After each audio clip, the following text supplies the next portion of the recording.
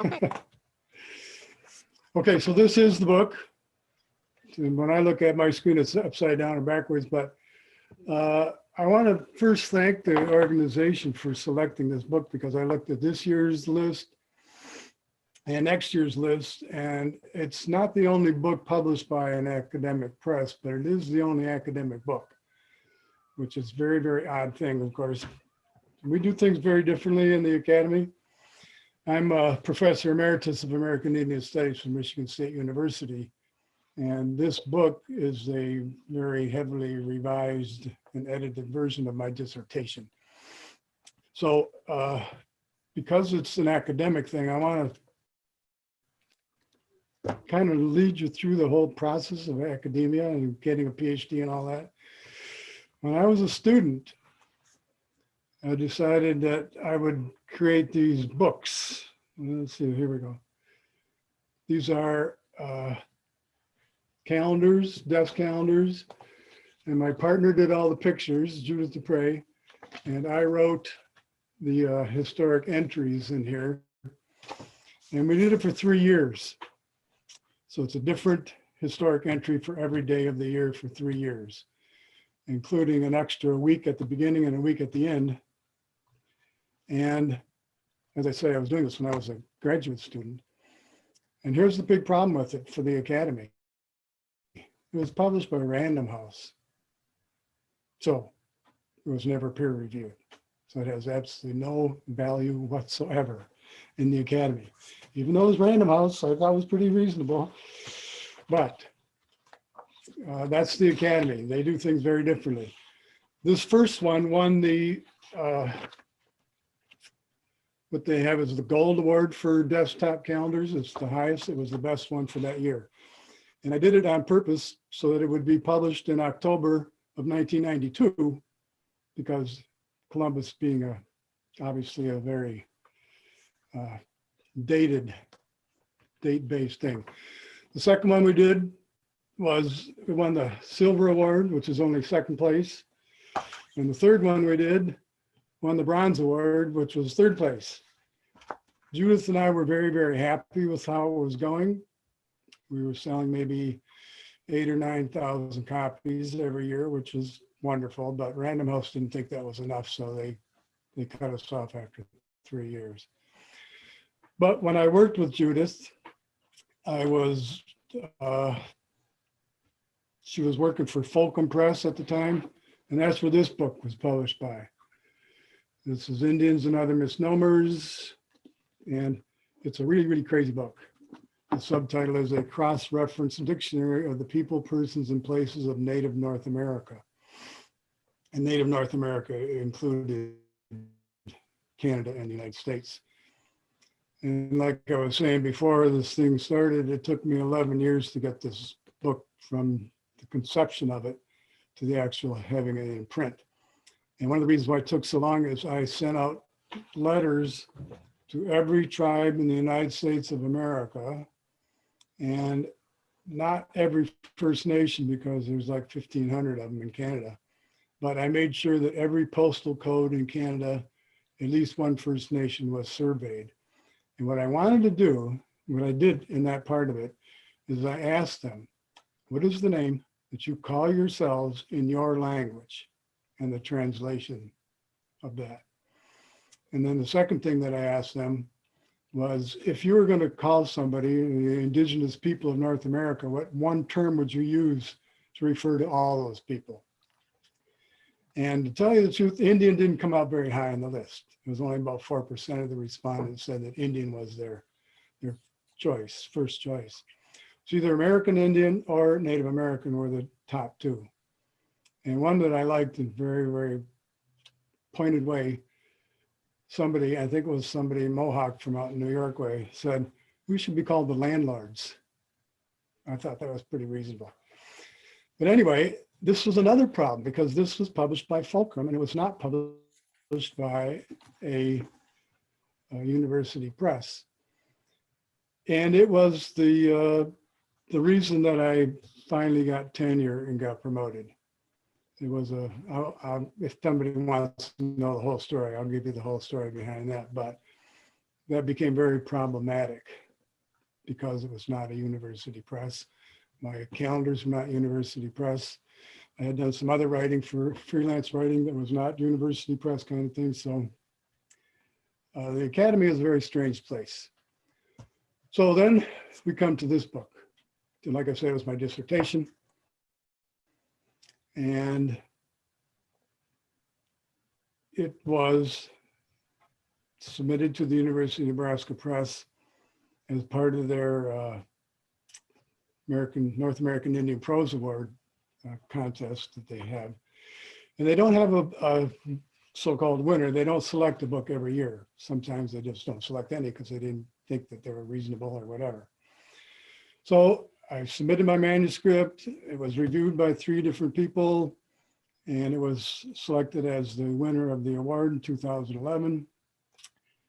Actually, it was before that, but it was printed in 2011. And here's the problem. I had 3 reviewers, and one of them said, oh, this is the greatest book. I think it's just perfect. It should just be published as is, looking at the manuscript. And then one of the other reviewers said, oh, it reads too much like a book. And then the third reviewer says, oh, it reads too much like a dissertation. So I didn't know what to do. So I was back and forth with the editor for 2 years, trying to get him to tell me, how do you want this book to be revised? Or is it okay? Or what should I do? You know, he's the editor. I wanted to make sure that what I was going to do with that manuscript was going to be acceptable. So at the end of the 2 years, when I never got a response, I just said, well, I'll just do whatever I want to do. And when I was writing the book, writing my dissertation, I had the intention of having it published as a book. So I tried to do things so that I wouldn't have so much work to re-edit it. Well, one of the people on my committee, the outside reader, thought that because it was about Indians, I really needed a big section, like an anthropological study. So I had to put in a whole bunch of stuff that I really didn't want to do, but because she's on the committee, she has a vote. So I had to put in a whole bunch of that stuff. And there was some concern from other members of the committee because I tell the story of the creation of the St. Mary's Rapids, and it's, you know, that's not very academic. But as I said, I was thinking of this as a book. So I finally did get all of it straightened out. I had it edited by a professional person, although I taught first year writing at MSU, so I know a little bit about grammar and spelling, all that stuff. And I also had a Potawatomi woman that I met create the maps for it because it's a really, really interesting thing. Let's see if I can find one of the maps here just to show you.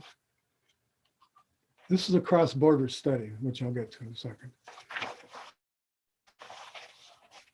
Okay, so there's one of the maps. What's the problem with looking for maps that show the United States and Canada? You can't find them. The only maps I could find that showed the United States and Canada were weather maps, where they had the little isobars, you know, here's the average temperature for a year, etc. So it was very, very, very frustrating for me.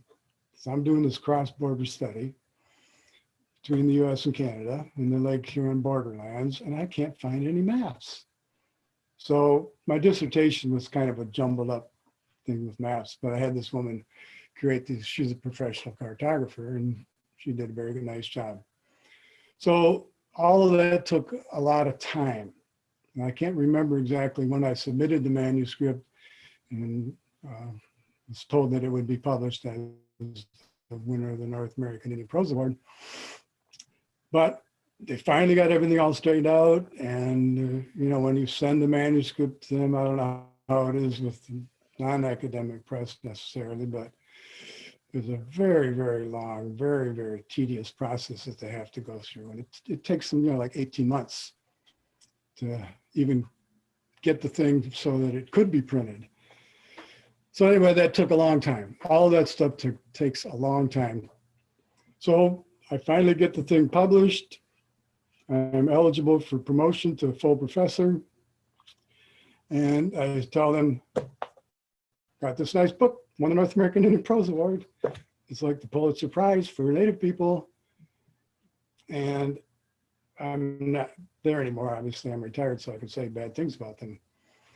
What they did, part of the process of being promoted, is you have to go through this process. You submit your documents, and here's what I did this year, and this is what I published this year, and et cetera, et cetera. And the merit pay and your promotion are based on things that are meritorious. And one of the things that is meritorious is that you're the editor of a peer-reviewed journal. And I was. I took a newsletter back in the old listserv days, and I put that online as a journal, and then discussing it with all the other people that were involved in it, we decided to do a peer-reviewed. So I created the peer-reviewed journal. I was the editor of it for a number of years. And that's one of the things that's meritorious. You have to be, I mean, you don't have to, but I'm saying if you are the editor of a peer-reviewed journal, you get extra points. If you publish a book, you get extra points. And because it was published by an academic press, that works. Didn't work in the other ones, but it worked in this one. So here's what my department did.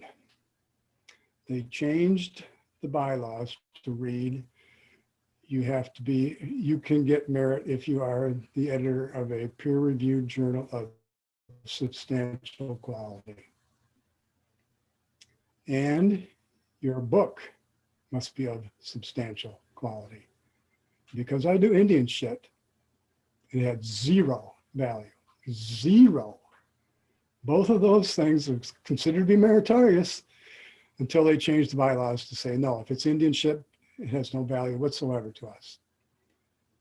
And I won't go into the whole long story, but in order to get my promotion and my tenure, I had to threaten them with $1 million lawsuit. And they realized that I would have won that. So they promoted me and gave me tenure. When they refused to give me promotion because I won the North American Indian Prose Award, I said, okay, I'm going to sue you for $1 million. And you're going to promote me. So they had the general counsel at Michigan State University look into it. And at first they said, no, you don't have a case, so we're not going to promote you. So then I brought up the issue and gave them another half inch of paper, the issue about them denying my promotion and my tenure because I did Indian shit. They said, okay, we will promote you. And so I was promoted to full professor on August 31st, 2012, and I retired on September 1st of 2012. And that's another long story perhaps involved there, but I was full professor at Michigan State University for one day. And they were very happy to give it to me, and I was kind of happy to leave because the academy is a wonderful place, but the administration and the bureaucracy is just horrendous, especially for minority people. It's just bizarre, quite frankly, just totally bizarre. So I'd be happy to answer some questions. I have a whole big pile of books here that I can show you. Let me just show you this one little thing here. I took a class at MSU. If you're a faculty, you can take classes for free. So I took 2 classes towards the end of my career. One was making books, and the other one was letterpress, printing things. So this is not printed on a letterpress. This is a picture of some rocks from Lake Superior. I'm an avid photographer. And I actually have this book almost ready to go on my printing press. It's a little bit bigger. I got a couple more pages to print. But let me just show you, I'm a minimalist poet. So let me see if I can show you my most famous minimalist poem. Let's see, there we go.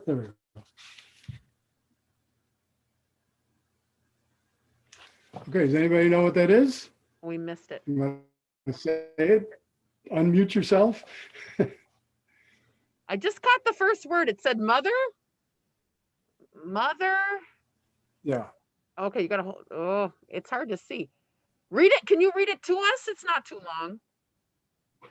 Okay, I can read you the title. It says Mother Child Insect Observation and Response. That should give you an idea of what the Mother, child, poem itself.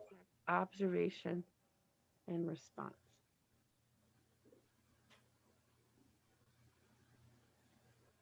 I don't know. What is what? Okay, there's an A, then there's a B with an exclamation point, then a C with a comma, a D with a question mark, and an E with a exclamation point. A B, C, D, E. Mother, child, insect observation and response. That's my most minimalist poem. It's got 4 letters of punctuation. Anyway, I also do block prints. So here's one of my block prints that's going to go in there. So let me take it out of the little bag.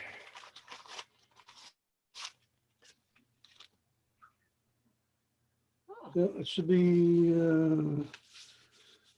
it goes like that, I think. There's one section of the book that deals with culture clash, the 2 cultures, the native and the visitor class. That in one of the poems is very, very minimal, of course.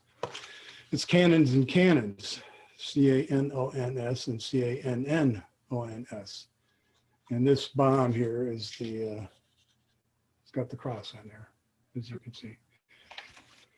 So anyway, it's one of my fun things to do.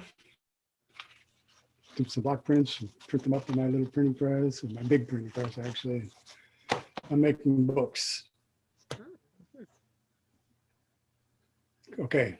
If there's no questions, or if there are questions, I'd be happy to answer them, but I got a lot of other stuff here piled up here on screen that I well, can show you. if anybody has any questions, they could unmute and ask. I'm going to start with one. Can you please pronounce this word? Oh yeah, the name of them. Can you hear? Can you hear me? I can't hear you now. Oh, I can hear you now when you say that. Yeah, I didn't hear the word you were trying to get me to pronounce. in the title, how do you pronounce this Anishnaabeg? I'm not sure. Anishnaabeg, yeah. Anishnaabeg. Okay, that's how I said it in my head. I'm glad to hear that I was right. Do we have? Well, it's a kind of the Ojibwe language is kind of odd in many ways because it depends on what community you're from. Another community might pronounce that very differently. The Potawatomi just say Anishnaabeg. They drop the A off the end of it, and it's different. And the Odawa probably pronounce it differently too, because they got Odawa and Ottawa. It depends on what community you're in. Some people call themselves Ottawa and other people call themselves Odawa. So, and plus there's no spelling conventions. If you saw the book, towards the back, I have all the lists of all the native people and the treaties and all that kind of stuff. And when I was first starting my PhD program, you are required, it's an American Studies degree, by the way.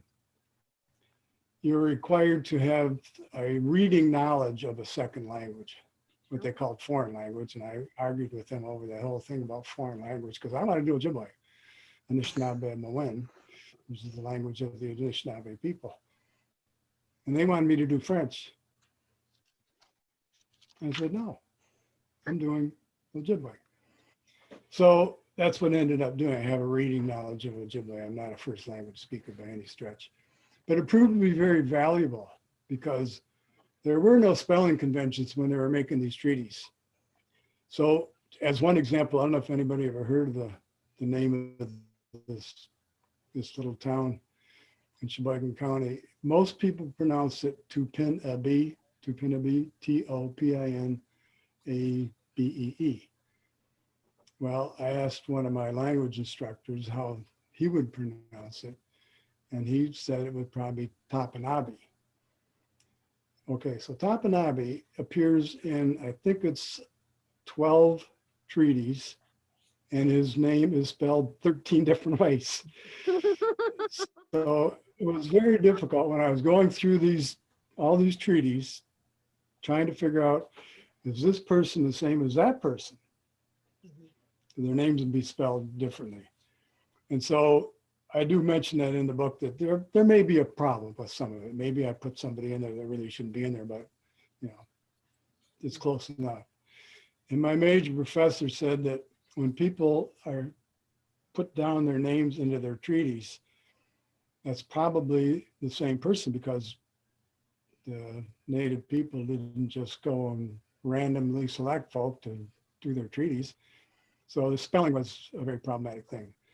So there may be 3 dozen or so people who signed treaties, so-called on the American side to the Americans, and on the British side for the British, and the Canadian, as we might say.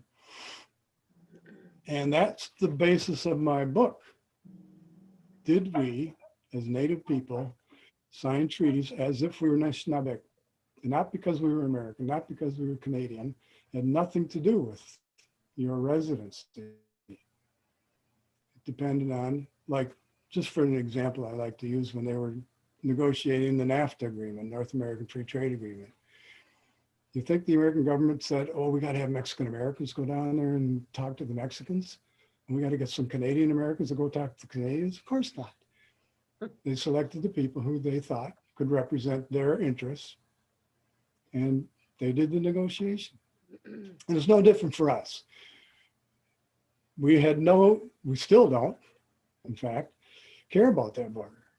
That border exists between the US and Canada. It doesn't exist between us. And so going off on this particular tangent, perhaps, when people do dissertations, and my major professor once gave me this little piece of paper, put it on my desk one day, and it says, there was a quote from J. Frank Dobie, who was an academic, and the little quote said, the average dissertation is the movement of bones from one graveyard to another. And I decided that no, my dissertation was not going to be an average dissertation. I wanted it to actually have some value in spending all this time and all this effort. So one thing that happened because of this, and I know more about trans-border indigenous issues than anybody in North America. And I'm not saying that because I want to pat myself on the back. It's an established fact. I am the person who has studied more about First Nations people and American Indian people on the border than anybody else. So that was the value of my dissertation. You're supposed to be able to do something that no one else has ever done before. That's what dissertations are all about, and that's what I did, and I chose that as my area of study. When I first proposed it, I wanted to go from the Maine-New Brunswick border all the way up to the Yukon-Alaska border. And my major professor said, and you want to do this before you're retired, Phil? I should mention I didn't get my PhD until I was 44 years old, so I could see where he was coming from. I was older than he was at the time, as a matter of fact. So anyway. We've got a question. When I did, yes. Well, I just personally would like to know if you are Native American, or are you Ojibwe, or why? Yes. Okay. Yes.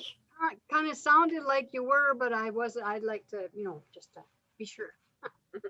Yes, I've been an Indian since April 7th of 1946. I'm a member of the White Earth Band of Minnesota Chippewa. So yes, I'm a Native person. As we say, we're card-carrying Native people. I have a membership card, federally recognized White Earth Band of Minnesota Chippewa. So yes, that's also part of the problem that I had at Michigan State, because there's always a question of who gets to call somebody else an Indian. I'm a very low blood quantum person, and I'm not ashamed of it. I'm proud of it. And there's always been a big problem in the Native community. How much Indian are you? And I say, and I actually asked that question by a border guard once here at Sault Marie. And my response was, I am a member of the White Earth Band of Minnesota Chippewa. And the border guard said, that's not the question I asked you. I asked you what percentage you were. And I said, I'm a member of the White Earth Band of Minnesota Chippewa. He says, well, I'm the border guard here, and I'm asking you a question. You have the responsibility to answer them. And I said, and I'm a member of the White Earth Band of Minnesota Chippewa, and I have the right to cross this border without being hassled by you. And as soon as I said the word hassle, he stopped, because they're not allowed to hassle people. And we had a long, long discussion sitting there one evening at the border. And I finally told him, I said, don't you ever ask anybody what percentage they are. We're not kennel club dogs, you know, we're human beings. And I think I convinced him to not ask that question. And it's disturbing to many of us. And I know there's a lot of people who think, and this is a part of the argument we got into at Michigan State, which was never resolved, as a matter of fact. Well, how much Indian are you, Phil? I would answer them with the same question. I'm a member of the tribe, federally recognized. What difference does that make?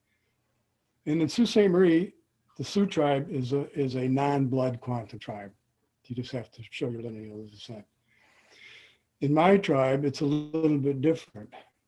I'm the last generation of people who can be members without a quarter blood.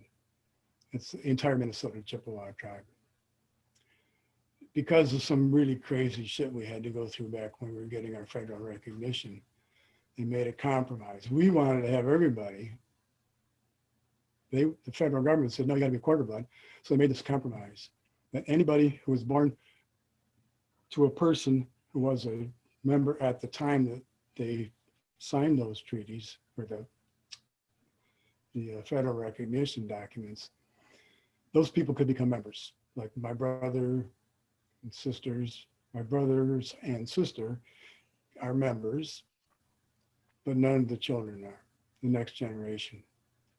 So it's a genocide, is really what it is. You know, at some point, you're not going to be enough quarter blood people, so the government will just say, oh, there's no Indians anymore. We don't have any responsibilities anymore, and everything will be fine. In fact, there's at least one First Nation in Canada that is at that point right now. There is not one member of their band that is a quarter blood. Unless they can get the Canadian government to change some kind of ruling over that, they're just going to disappear when the people who are alive today are dead. So the whole federal recognition thing is a big, big problem. The blood quantum is a really big problem. And our band, the White Earth Band, did pass a constitution that eliminated the blood quantum thing. But the Minnesota Chippewa tribe that we're a part of protested vigorously and actually forced our tribal chair at the time, Irma Visner, to resign over it. They were going to kick her out of office because she pushed this supposedly unconstitutional process through. But anyway, it's a very, very troubling issue. And now if we got time, I could tell you another little bit of a story. It was probably about, it was over 100 years ago, about 1917, 1918.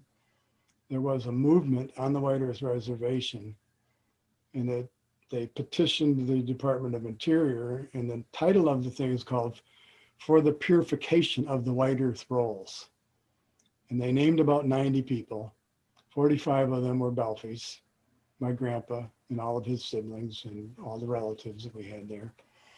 And 2 other families, the Beaulieus, which we were very close related to, and then the Fairbanks. And I'm not positive why the Fairbanks were included in that, but I'm pretty sure why the Bellfys and the Beaulieus were in there.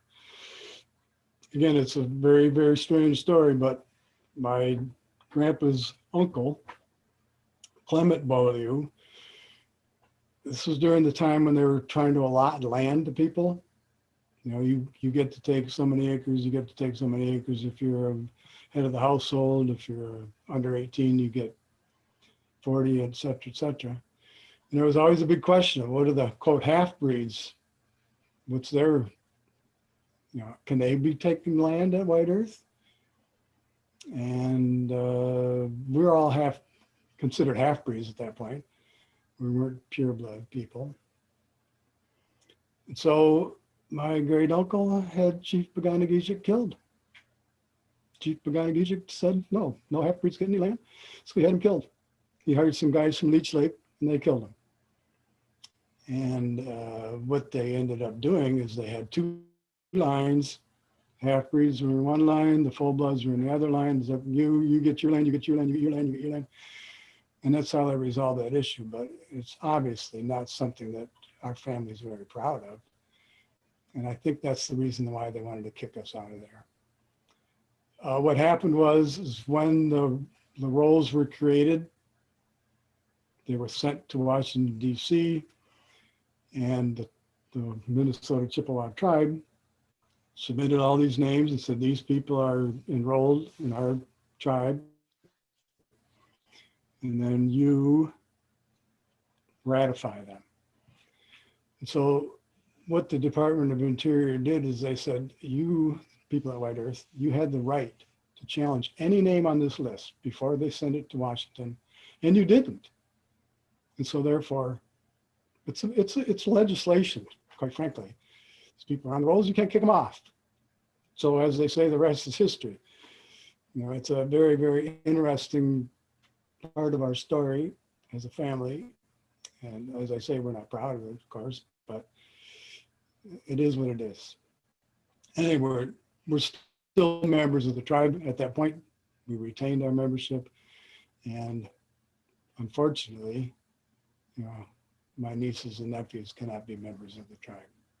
I don't have children, so it doesn't affect me directly, but it's a disturbing thing to think about, because all the so-called half-breeds, when we die, that's pretty much the end of it, because there's not that many full-bloods out there, and means not many quarter-blood people out there.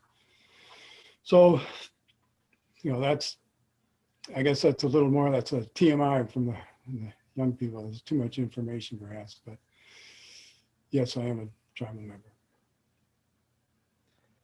Phil, I had a question. In the introduction, you go over establishing what the different terms mean, and it was a real eye-opener to find out, what a colonialist notion that the frontier is. Could you just talk about that subject for a minute? Yes, the whole frontier was a very, very odd thing. And I can remember President Obama made a speech, and I can't remember exactly what the context of the speech was, but he was talking about how proud he was of the Pilgrims and the people who went out there to tame the West and the pioneer spirit and all that kind of stuff. And I said to myself, what does taming the West mean? What does that mean? That means they went out and shot all of us, essentially. And the ones they couldn't shoot, they starved them out in the Great Plains. They just literally starved the people out. It was a deliberate policy to kill the buffalo so that the native people would be forced to go to the reservation and subsist on rations. It's not something that people are making up because it's a tragic story. It's in the legislation. I mean, they talk about this. This is the purpose of it, to starve the Indians so that they have to go on the reservation. And in our case here in Michigan, we were all supposed to go to Kansas, is where they had set aside. Like all the people in the southern areas were going to Oklahoma. All the people in the northern areas were all going to go to Kansas. Well, we had been allotted some land in Kansas, and the people up here said, we don't want to go anywhere. We don't want to leave this area. We can give it over to the settlers. Our ancestors are buried here. We want to stay. And so there was some kind of clever language in the treaties. When the Indians shall request it, we will pay for their passage out to Kansas so they can look at their new land. And the native people here said, oh, when we requested, how about we never request to go out there and look at the land? And so they resisted that effort. There were some natives who were removed down, like around the Port Huron area, down in all of southern Michigan too, of course. A lot of the Potawatomi from down there were moved out. But here in northern Michigan, we resisted. And one of the things that we were also supposed to do is we were all supposed to go to White Earth after that. And so my family did. My ancestors went to White Earth. That was kind of like the northern Oklahoma after that Kansas thing all fell apart. But anyway, that whole idea about the frontier is a very, very bizarre thing. When we signed treaties, we agreed to allow this, to share this land with the settlers. We didn't agree to do anything else. We agreed to allow them to share the land with us. So there's an interesting thing when you talk about the frontier in the US, mainly what they wanted to do is they wanted to move everybody out so that frontier would actually be a separation between the white people and the native people. Canada did it very differently. As I mentioned before, when I was talking about Indians and other misnomers, I didn't send out letters to all the First Nations in Canada because there's too many of them. There's 110 just in Ontario. Because what they did is they said, yeah, we want all this land for the settlers, but we're going to let you stay. We'll give you 80 acres, 100 acres, or 200 or whatever it is as your reserve. You can stay here, but we're giving the rest away to the white folk. So they have literally well over 1,000. I think it's more like 1,500 First Nations all across Canada, which creates a lot of really serious problems for them these days because every railroad, every highway, every utility line, every pipeline goes through a First Nations territory, through a reserve, every single one. And so there have been times in the past, I'm getting into it all now, but there have been times in the past that the native peoples have shut the country down. All they gotta do is block a railroad. That's it. That's the end of it. Or block a highway out west where there's not that many highways around. So it's a very different situation in Canada than it is in the US. They really never really had a frontier. Here, started on the East Coast with the Pequot people and the slaughter of the Pequots, and the frontier just kept moving over until it gets out there to the Pacific Ocean. So the whole idea about a frontier is very, very problematic, and the whole idea behind even a border is very, very problematic. So these are still issues we're dealing with. And when I did this book, I made sure that all of the tribal leaders in the area got a copy. And well, there's 2 First Nations on the north side of the river and 2 tribes on the south side, Bay Mills and Sioux Tribe, Batchewana and Garden River on the north. And I said, there's no border, etc. All the stuff that's in my book, Sugar Island, which we can talk about if we want to. And their response was, Phil, we got so much trouble dealing with one government. You want to deal with 2? So I will say this other thing about in that area. I hope I answered your question about the frontier, but when 9/11 happened, obviously the borders were shut down. And here in the Sioux, there's obviously this crossing between Sioux, Ontario and Sioux, Michigan. And there was never a problem. Never a problem. You just show me driver's license and, they see, oh, you're Sioux St. Marie. Okay, who cares? Come in, go in, back and forth. And the native people is the same thing. So what if you're a Canadian First Nations person or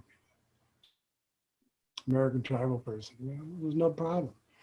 After 9/11, they really tightened up things tremendously.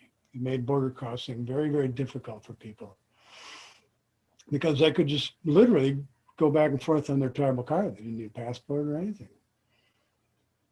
So 9/11 came and they imposed all kinds of restrictions. And the native people here were really, really concerned about it. And one of the requirements for the native people in Canada was that they would have had to have a machine readable card so that the border people could just, slip your card through like the driver's license kind of thing. They said, no, we're not going to do that. It was going to be issued by the Canadian government and it has the Canadian flag on it. So no, we're not Canadian citizens. We're First Nations people. We're not going to do it. So they had an agreement with the border guard, Homeland Security people, they could travel back and forth on their tribal card. And I can't remember how many years that was. I was part of a group of tribal people and First Nations people on both sides called the Anishnaabeg Joint Commission. So I was not at the top of the heap and things, but I was advising them on a lot of this stuff. So that was about to run out. That agreement they had was going to run out. And they were having another meeting. And I wasn't there, and I heard this from the people who were there. The agreement was, if you don't let us go back and forth on our tribal cards, then nobody crosses this border. Nobody. I will have 100 people here within 15 minutes and shut this border down if you hassle us. This is Dean Sayers. He's the chief over at Batchewana. And so they said, let's not do that. Let's try a different approach. And the different approach that they came up with was, we will allow you to cross on your cards. We will help you get the equipment so that you can make machine readable cards for your people. And then you can use those cards to go back and forth. And that was a fairly reasonable argument. So they signed a memorandum of understanding, and they put into that memorandum of understanding something that I'm very, very proud of, very happy about. First time in the history of the world, the US government said, Batchewana and Garden River are indigenous nations of North America. And you know what they did? They took all of the treaty stuff that I put into my book and said, and here's the reason why. These people are not Canadians, they're not Americans, they're First Nations, or they're indigenous nations of North America. So when you're in the academia, your stuff, like I said before, it's a movement of bones from one graveyard to another. But my book, my dissertation, had a real positive effect on the lives of many, many people up here. And so I'm very proud of that. And like I said, it's the first time in the history of the world that they recognize that we are not Americans or Canadians. We're Anishnaabeg. We are our own people, if you will. We're separate nations. We're indigenous nations. And yes, we got a lot of problems on the border. We got a lot of problems internally with the US government and the Canadian government. Huge, huge problems. But that one thing, in a sense, made it all worthwhile for all the effort that I put into that, into this book and into all the research that I did on it. And again, it's one of those things that the Native people knew this for a century or more. That Shingwak, for example, signed treaties on the American side and treaties with the British. But no one had ever actually sat down and did a rigorous academic research project that ended up being my dissertation to actually show that the US and Canadian governments that yes, we are distinct people. So if there is a takeaway, that's the takeaway. I wanted to ask anybody out there in the audience, does anyone have a question for Phil? Before before an hour's up and, maybe people have other things to do, but does anyone want to ask Phil anything? All you have to do is unmute yourself. Okay. All right. Oh, yes. Okay. So Hilton Moore, go ahead and unmute yourself. Can I unmute him? I'm going to try to unmute him because it looks like he had his hand up. No, I can't. I am stuck. Okay, while I'm trying to do that, go ahead and ask your question. I had a question. In the book, you kind of have, I was just wondering, did you travel to these places when you were doing your dissertation? You've got like Sugar Island and Manitou Island and like Warple Island down in by Detroit. Did you travel to these places at all, or just got the stuff from the First Native people like you? Yes, I did. I traveled to Walpole and Waquamakong on Manitoulin Island, and I visited with a number of tribal people in order to, first of all, I wanted to make sure that they knew that I wasn't trying to exploit any information that they're giving me, that I'm doing it for a good purpose, because there's a lot of people in academia that go out there and exploit Yeah. tribal knowledge, and it's not a good thing. You don't want to do that. In fact, I'll show you this book here. This is a reprint of a book that was published in 1918, I think. It's called Joe Pete by Florence McClinchy. And she had a cottage out on Sugar Island. And she became very good friends with a lot of Native people there. And they told her a lot of stories, a lot of traditional knowledge that they shared with her. And they had no idea she was going to write that book. And there are people today, it's over 100 years now, there are people today on Sugar Island and descendants thereof who still really, really, really dislike Florence McClinchy. And that's one book. And then there's another one here that I edited that she did as the sequel. And she was killed in a car accident before that actually became in print, but we'll go into the long story of how it came to me. But the reason that both of these projects came to me is because the Chippewa County Historical Society had people read that Big John manuscript, and they said, oh, this is too controversial. We're not going to get involved with it. So one of the people on the Historical Society contacted me and said, Phil, can you do it? Well, you probably can't read it here, but right in the bottom in the corner there, it says ZB Press, Center for the Study of Indigenous Border Issues. That's my organization. And we published it under that name. And it's still very controversial, but as I say in the introduction that I wrote, it's history. Nobody disputes the fact that what Florence McClinchy was saying was her understanding of the world of the Sugar Islanders at that time. Nobody disputes that. So again, there is a big controversy.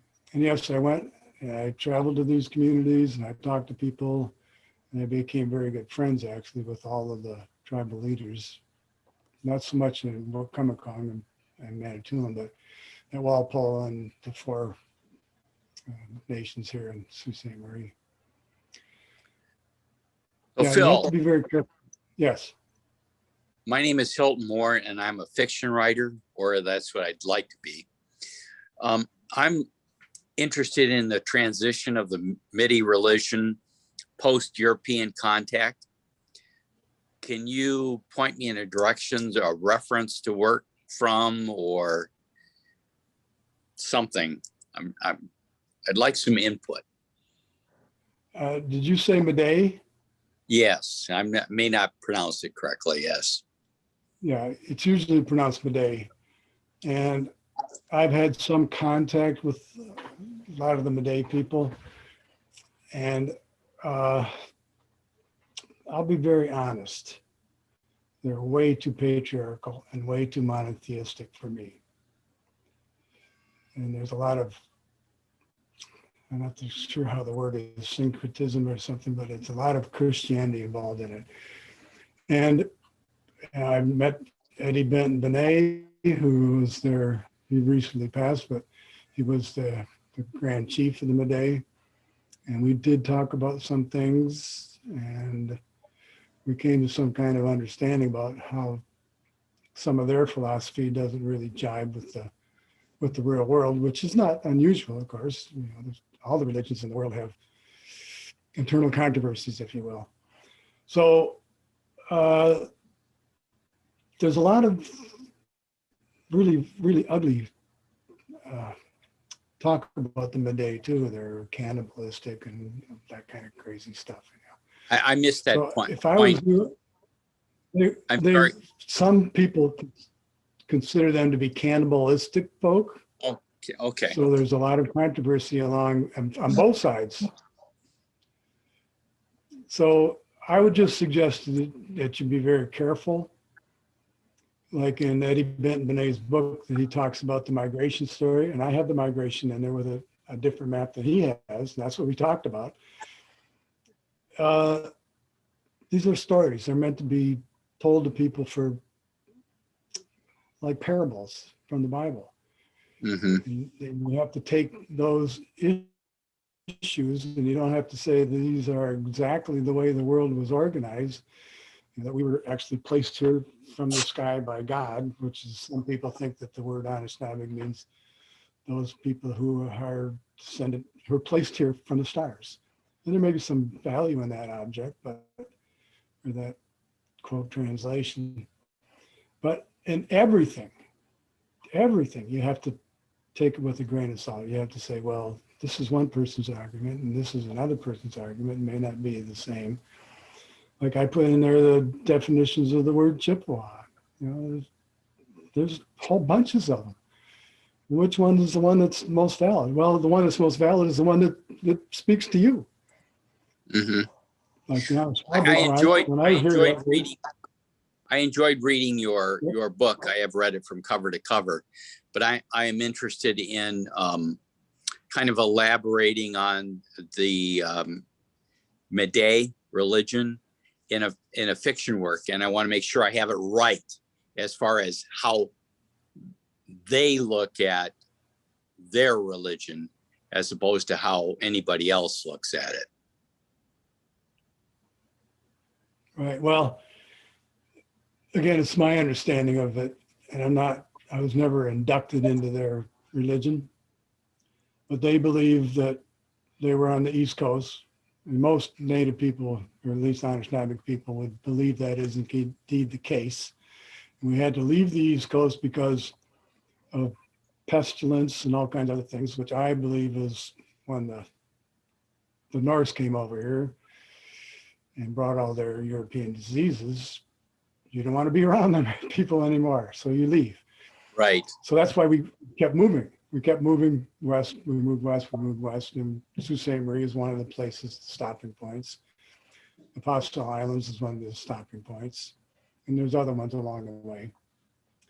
So, and Eddie Benton Benet told the story is we left the East Coast and went down the St. Lawrence River, down Niagara Falls way in Detroit, and came up and like I said, we discussed it. I said, no. Would you go down into the Mohawk territory under your free will and go, another 400 or 500 miles out of your way just to go down there and talk to the Mohawks? No, you're going to stay as far away from those people as you could and take the northern route, which is, and you saw the map in there that shows that. Right, I did. So you have to, kind of, it's a cautionary tale. And like Eddie and I talked and said, well, Phil, yes, there may have been a different stopping points, but if you want to get people interested in our way of life and our thought patterns, you have to bring it to their level. And so when you say we traveled through Niagara Falls and Detroit, and people can understand that. And I don't have any argument with it. Maybe some people did go that way. Maybe other people took the northern route that I suggest. So that's the kind of thing that I would suggest that you do, is talk to the people who are involved in it. And I know there's a lot of people involved in it here in the Sioux and all over the place. But there's also the other more traditional, the Sundance people, and you should probably get some kind of ideas about how they view that spiritual existence. So, and Eddie did wear this button on his hat that said born again pagan, which I thought was just very appropriate. And that's what I call myself now. Even though I'm not Meday, I'm a born again pagan. So I was raised Catholic, went to Catholic school for 12 years. All my how do you view the Catholic? My grandpa's. How do you view the Catholic religion and its imprint on the Ojibwa? Like I said, I was raised a Catholic. My grandpa and all his brothers are called Joseph, and his sisters are all Mary, quite frankly. Mary Rose, Mary Elizabeth, Mary Jane. My grandpa was called Joseph. But all the other ones, and there are about 6 or 7 of them, were called by their middle name. The Catholic Church was incredibly important for a lot of people. The whole Métis movement in Canada with Louis Riel, et cetera, and the fact that they're a dual language country, it's all because of the Métis people. And the word Métis, of course, is French for mixed blood.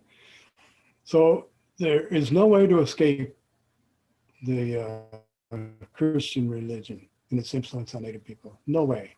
They were sent to boarding schools that were run by Christian churches, some of them Catholic, some of them Episcopalian and Baptist and Methodist, and depending upon whomever was, in the position to support the Native people at those boarding schools. So it's not just the Catholics, although obviously it's a big part of what's going on. There's even the Mormon Church involved in a lot of the Native issues. So there's really not that much Catholic influence in the Upper Great Lakes that I'm aware of. Like the boarding schools were not run by the Catholics here. They were run by other religious groups. I think the Jesuits may have had one, or the Catholics may have had one in Spanish in Canada along the North Shore. I think they may have been Catholic. But that's another, I have a real serious problem with people who are Native and Catholic because of the way that we were abused by those priests and by the church itself. So, maybe I'm not the best person to talk to about it. You point me to a reference Although work. my family, like I said, I went to Catholic school for 12 years. Can you point me What's to a that? reference work? It just being garbled, I didn't catch that. Can you point me to a reference work about the Ojibwa and the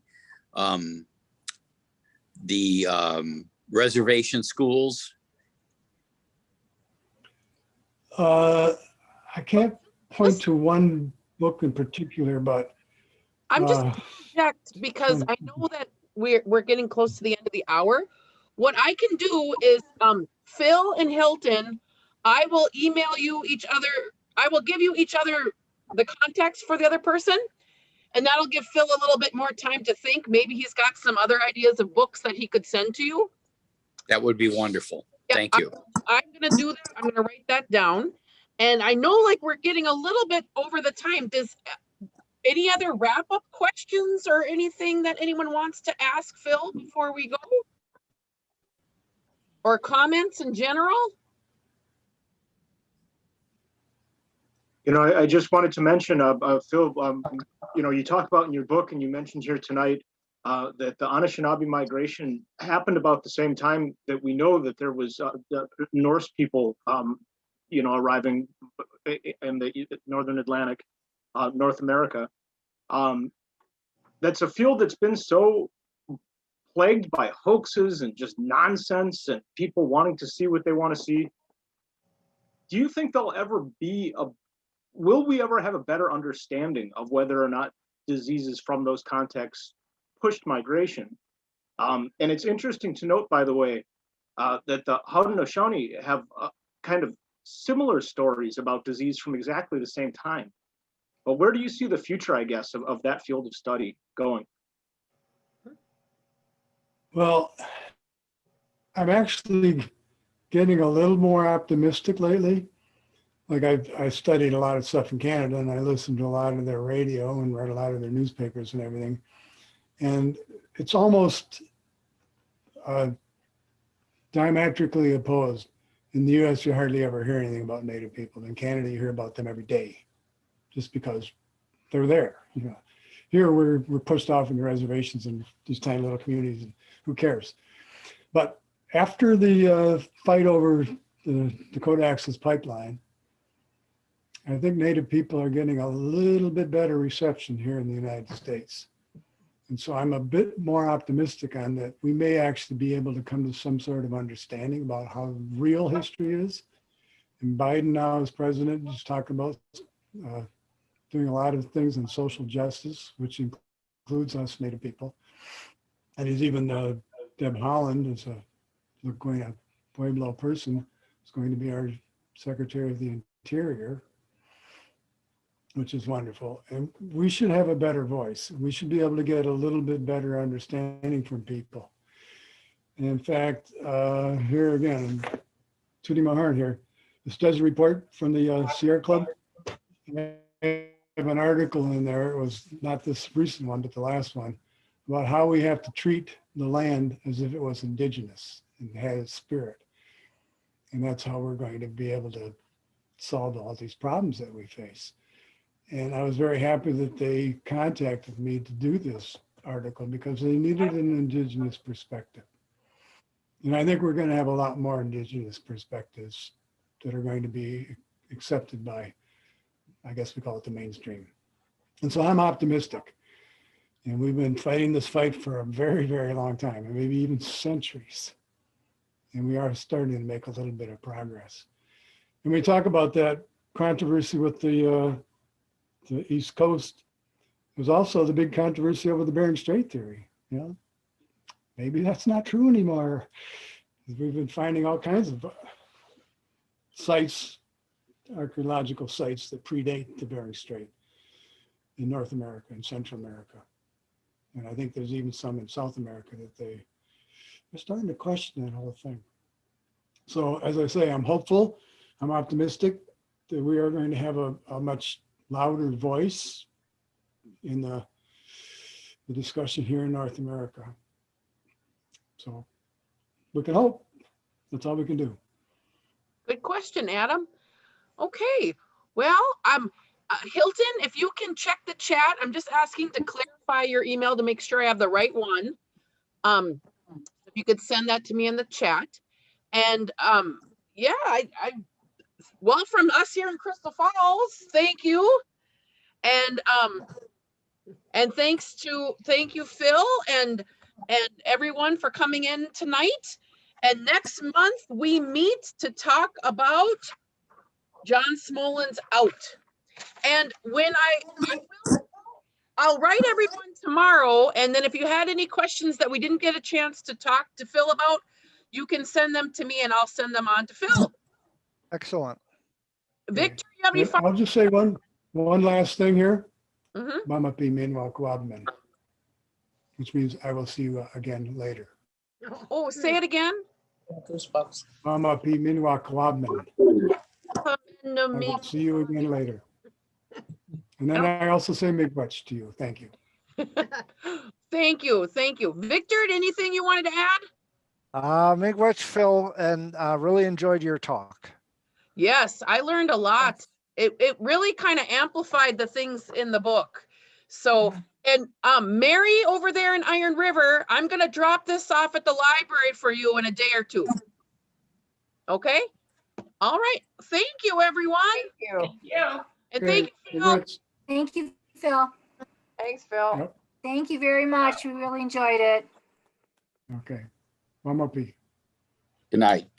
Night. Thank you, Phil. Good night. I'm